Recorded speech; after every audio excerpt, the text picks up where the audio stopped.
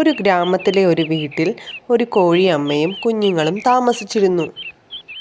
ഒരു ദിവസം കോഴിയമ്മ കുഞ്ഞുങ്ങൾക്കൊപ്പം തീറ്റ തേടി നടക്കുകയായിരുന്നു. "കുട്ടികളെ, എൻ്റെ അടുത്ത് നിന്നും മാറരുത്, ദൂരേക്കെങ്ങും പോകരുത് കേട്ടോ," കോഴിയമ്മ കുട്ടികളോടായി പറഞ്ഞു. പെട്ടെന്നൊരു കോഴിക്കുഞ്ഞ് അമ്മയുടെ അടുത്ത് നിന്നും മാറി കുറച്ച് ദൂരേക്ക് പോയി. പെട്ടെന്ന് എവിടെ നിന്നോ ഒരു പരുന്ത് വന്ന് കോഴിക്കുഞ്ഞിനെ റാഞ്ചിയെടുത്തു. കോഴിക്കുഞ്ഞ് നിലവിളിച്ചു കരഞ്ഞു.